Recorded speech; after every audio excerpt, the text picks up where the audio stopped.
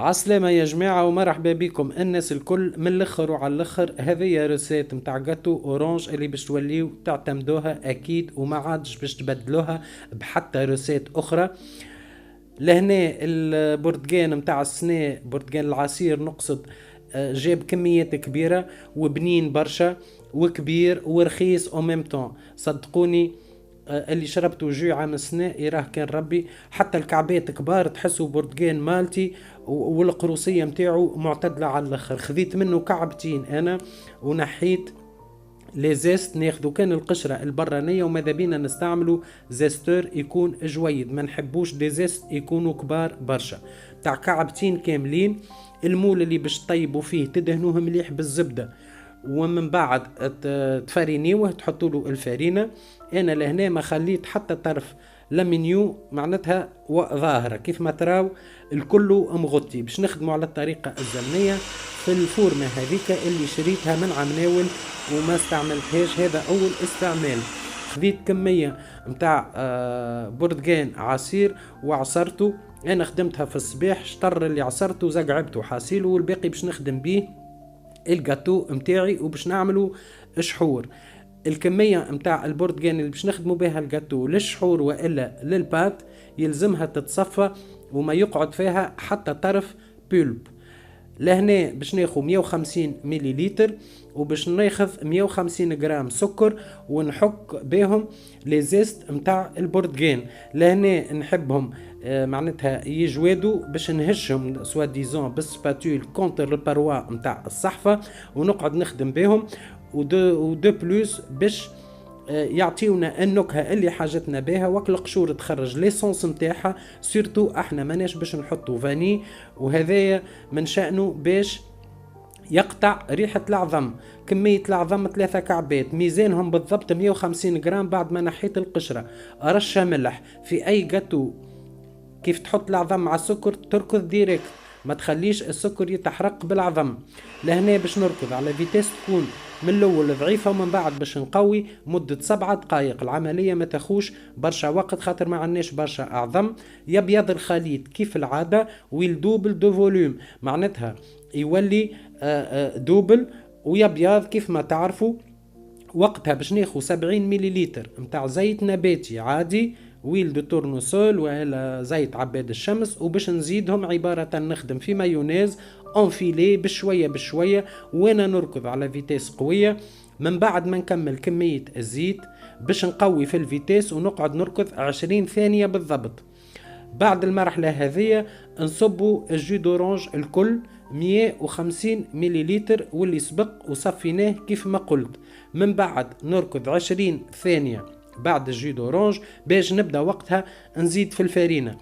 لهنا الفارينة راني زدت 200 جرام خاطر كل فارينة كيفاش سيرتو توا تخلطت وفارينة صبة وفارينة بماركات مش معروفة. انا لهنا استعملت رندا من الطاف الله، لقيت كمية عندي حطيت 200 جرام وقعدت نتبع. ضروري نتبعوا القوام والا التكستور متاع البات اكيك. كان باش تعملوا جاري برشا باش يجيك مشقق من فوق وعالي وينجم يدخل بعضه ويزيد راه كيفاش. اذا كان باش تعمل برشا فارينة باش يجيك الكيك متاعك شايح ويابس.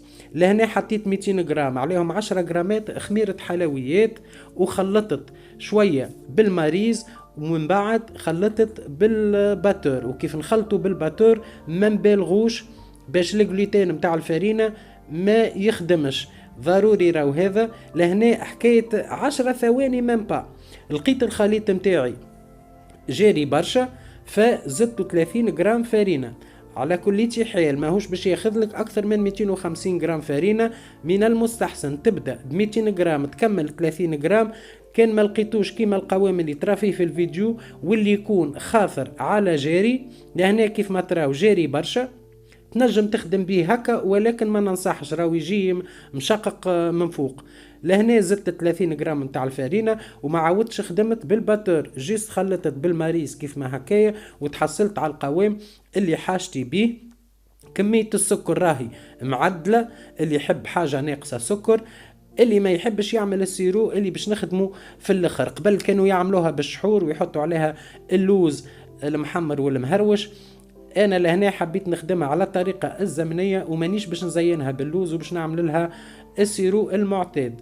الكميه جاتني برشا على الفورمه متاعي اللي القطر متاعها 20 سنتيمتر، ولكن اكلي في الوسط هذاك اوطى من احراف الفورمه. خفت الحقيقه، قعدت نزيد بشويه بشويه ومن بعد قلت يلا كان فاض خلي فيض، وخليت جيست اسبوع كيف ما تراو في الوسط، ومشيت حطيته على الغاز. اهم مرحلة هي الغاز وهي الطياب متاعو. الغاز يلزم يكون كيف ما تراو نار ضعيفة على الاخر، ونحطوا الفورمة في الوسط بالضبط. ما يلزمش النار تكون ديكالي، ولا العازل هذا اللي يتباع مع الفورمة يكون ديكالي. نواسطوها باش تطيب من الجوانب الكل في نفس التوقيت، وما تجيناش شيرة طالعة وشيرة هابطة. الجاتو هذايا ما نحبوش انا يجي مشقق، ولو انه الروسات اللي عملتها معاكم عندها 3 سنين جات مشقة وبنينة، ولكن هذايا ما يمنعش اني انا نحب السيرفاس متاعو تكون ليس. بعد 35 دقيقة نحيت الغطاء، لقيت البات لصقت فيه، مشيت نحيته هذاك باش ما يفسد ليش منظر الجاتو، وعاودت رجعت غطيته وراه طاب في 50 دقيقة. في الفور تحطوه على 160 درجة ويقعد كيف من 50 دقيقة إلى ساعة. هنا قعد لي شوية ماكل بات، مشيت سخنت التيفال. وتعرفوا في الكوجينة ما يتلوح حتى شيء، يلزم كل شيء يتحول. غيان سوجيت تو سو ترانسفورم. لهنا عملت كعبة بانكيك وخليتها تمشي على نار هادية حتىش للي نقبت، عملت نقب من فوق، ومن بعد قلبتها بالسباتول ديليكاتمون. جات حمر على خاطر فيها الجو دورانج، اما صدقوني نفس البات تنجموا تخدموا بها البانكيك وتزيدوها نفس الشحور وتجيكم حاجة ولا أبن. الجاتو هذايا من أبن ما جربت في حياتي في لي جاتو اورانج. صدقوني الحاجة كيف تعملها معناتها نامبورت كومون تجيك ناجحة أكثر من اللي تبرمج لها.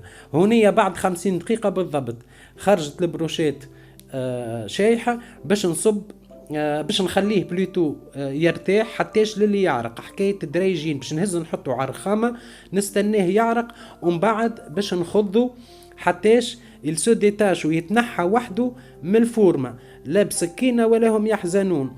والنار تكون قليلة باش ما يجيكمش فيها القشرة المحروقة اللي من اللوطة. وقال شنو سامحوني، قال شنو معناتها خبزة زمنية. هنا 200 مليلتر جي دورانج معناتها مصفي كيف.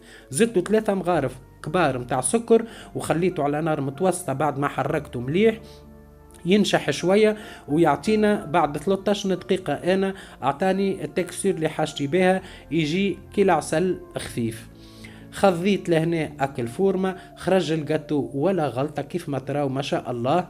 باش نرجعوا للفورمة خاطر باش نشحروا وهو في وسطها، ولكن بعد ما تصبوا الشحور وهو في وسط المول متاعكم تخليوه 2 3 ما تخليوهوش حتىش للي يبرد ويشد بمفعول العسل في القاع، ومن بعد كي تجي تهبطوا يهبط لك مفترش. هذايا الشحور متاعي صبيته على مرتين. نسقيو الكيكة متاعنا ويجي شحور قارص على حلو، حاجة بالحق ما تزيدو كان بنا.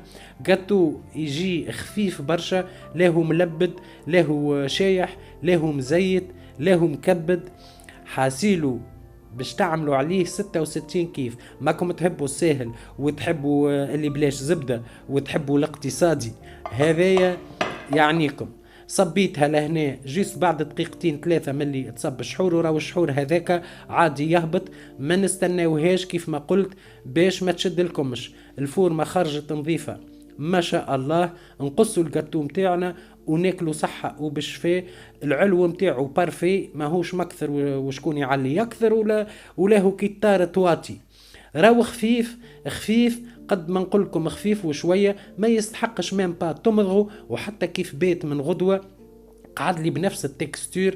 الكيكة هذيك ما داومتش 24 ساعة، تصدقوا ولا ما تصدقوش. نخليكم مع بقية الفيديو وارجعوا لي كان جربتوها، ووقعدوا لاخر الفيديو باش تشوفوني نكرم في النعمة. الى اللقاء في الفيديو القادم ان شاء الله.